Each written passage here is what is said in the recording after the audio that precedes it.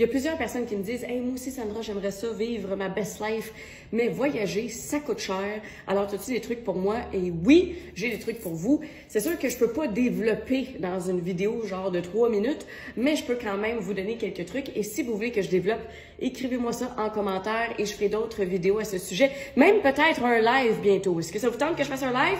Dites-moi ça en commentaire. Le premier truc que j'aurais pour vous, c'est bien sûr de voyager hors saison. Quand on voyage hors saison, tout devient moins cher. Les billets d'avion deviennent moins chers, les hôtels deviennent moins chers. J'ai tellement été dans des places extraordinaires. Je suis allée au Kenya hors saison, je suis allée en Égypte hors saison. Bref, quand vous allez quelque part hors saison, tout est moins cher. Donc, c'est vraiment un truc à considérer. Conseil numéro 2, choisir ses destinations en fonction du budget. Donc, des destinations qui sont pas chères et qui sont reconnues pour pas être chères. Bali, l'Indonésie, la Thaïlande, le Cambodge, le Laos. Et ça, c'est vraiment pas cher, le Laos. Et c'est incroyable comme destination. Ça peut être des pays d'Europe de l'Est. Là, c'est pas la Croatie. La Croatie, c'est cher, mais il y a d'autres pays en Europe de l'Est qui sont sublimes et qui coûtent vraiment pas cher. Et dans les pays d'Europe de l'Ouest, vous avez le Portugal et l'Espagne, par exemple, qui sont des destinations qui sont pas trop chères. La Colombie, là, ça commence à être touristique. Je suis allée en Colombie en 2024. Vous pouvez voir toutes ces vidéos sur mon TikTok. Il faut juste bien scroller. OK, sur mon Facebook aussi et sur mon Instagram. Pourquoi la Colombie? Bien, premièrement, c'est pas cher. Deuxièmement, les gens sont tellement sympathiques et c'est sécuritaire. Alors, c'est vraiment une belle destination. Et dans les destinations qui sont d'habitude plus chères, vous pouvez quand même arriver à avoir des spots un peu moins chers. Comment?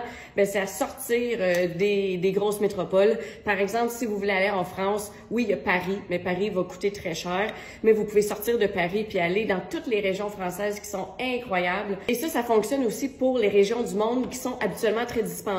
Par exemple, les Alpes, OK? Donc, c'est sûr que si vous voulez aller dans les Alpes en Suisse, ça va être beaucoup plus cher que si vous allez dans les Alpes en Autriche, OK? Mais ça reste les mêmes montagnes, là. OK? Ça reste les mêmes Alpes. Et si on reste toujours dans l'exemple des Alpes, ben en France, il y a les Alpes, bien sûr, il y a les Hautes-Alpes et il y a aussi les Basses-Alpes. Vous étiez pas au courant, hein? Ben, c'est ça. Dans les Basses-Alpes, vous pouvez faire du ski. C'est une région qui est un petit peu moins connue, mais qui a plus de soleil que les autres Alpes.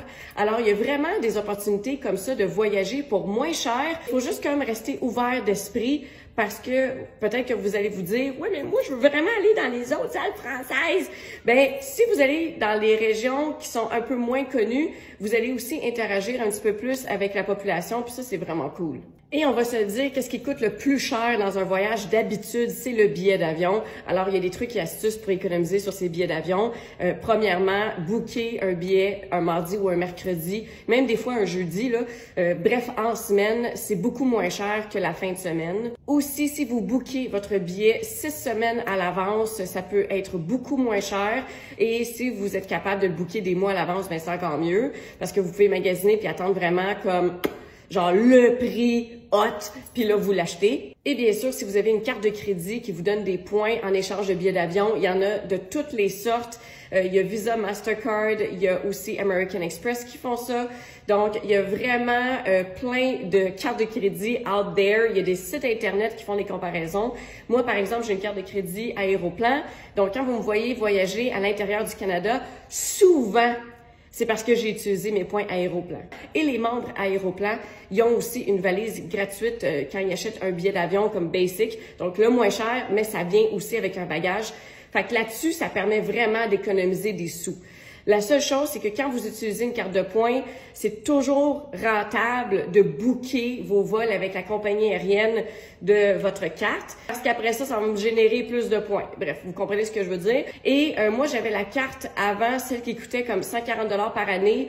Quand je m'étais inscrite la première fois, elle coûtait rien. Donc, j'ai eu plein de points, puis la carte me coûtait rien par année, puis c'est juste à partir de la deuxième année qu'elle me coûtait des sous. Fait que la première année, j'ai eu plein de points à cause de ça. Et là, j'ai opté pour comme la carte vraiment haut de gamme, privilège. Et ça, ben, ça me donne des accès, mettons, à des lounges, à des trucs comme ça. Fait que, et aussi plus de points. Donc, si je prévois voyager plus à l'intérieur du Canada, vu que là, je me trouve à Vancouver, c'est le cas, ben ça vaut un petit peu plus la peine. Est-ce que vous avez des trucs et astuces pour économiser en voyageant? N'hésitez pas à écrire ça en commentaire. Vous allez aider toute la communauté de voyageurs aguerris à économiser des sous pour vivre leur best life. Et sur ce, je vous dis ciao les amis, je vous aime.